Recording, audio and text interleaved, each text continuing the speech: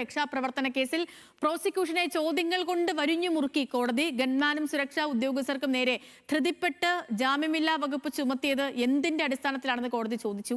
Youth Congress പ്രവർത്തകർക്ക് ഏറ്റ പരിക്ക് നിസാരമല്ലേ എന്നും നിലവിലെ പരാതി പൊലിപ്പിച്ചെഴുതിയതാണെന്നും കോടതി പറഞ്ഞു. കേരള മനസാക്ഷിയെ ഞെട്ടിച്ച ദൃശ്യങ്ങൾ കോടതി കാണണമെന്നായിരുന്നു വാദിഭാഗത്തിന്റെ വാദം. പ്രതികളുടെ മുൻകൂർ ജാമ്യാപേക്ഷ കൂടുതൽ വാദത്തിനായി ആലപ്പുഴ ജില്ലാ സെഷൻസ് കോടതി ശനിയാഴ്ചത്തേക്ക് മാറ്റി.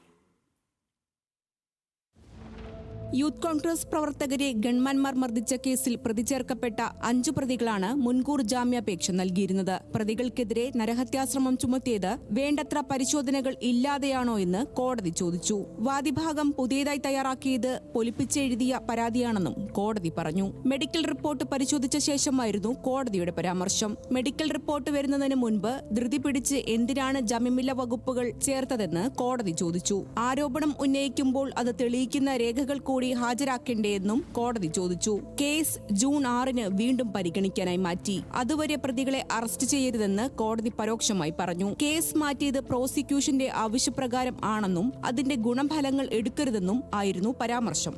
കരിങ്കൊടിയുമായി മുദ്രാവാക്യം വിളിച്ചവരെ ക്രൂരമായാണ് തല്ലിച്ചതച്ചതെന്നും അതിന്റെ ദൃശ്യങ്ങൾ കോടതി പരിശോധിക്കണമെന്നും വാദിഭാഗം ആവശ്യപ്പെട്ടു.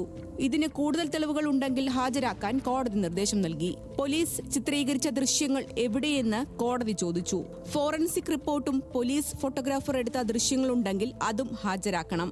ഇവ ലഭ്യമല്ലെന്ന് പ്രോസിക്യൂഷൻ മറുപടി നൽകി. എന്തുകൊണ്ടെന്നും ചിത്രീകരിച്ചവർ നശിപ്പിച്ചതായി കരുതണോ എന്നും കോടതി ചോദിച്ചു. പോലീസ് ഫോട്ടോഗ്രാഫർ പകർത്തിയിരുന്നെന്ന് പ്രതിഭാഗം വാദിച്ചു. പോലീസ് പകർത്തിയവ ഉണ്ടെങ്കിൽ ആ ദൃശ്യങ്ങൾ കൂടി കാണണമെന്ന് കോടതി വ്യക്തമാക്കി. മുഖ്യമന്ത്രിയുടെ സുരക്ഷ മാത്രമല്ലേ ഗൺമാന്മാരുടെ ഡ്യൂട്ടിയെന്നും പുറത്തെ പ്രതിഷേധങ്ങളെ നേരിടേണ്ടതുണ്ടോ എന്നും കോടതി ചോദിച്ചു. തങ്ങളുടെ ഡ്യൂട്ടി നിർവഹിക്കുക മാത്രമാണ് ഗൺമാന്മാരും ഉദ്യോഗസ്ഥരും ചെയ്തതെന്ന് പ്രതിഭാഗം വ്യക്തമാക്കി.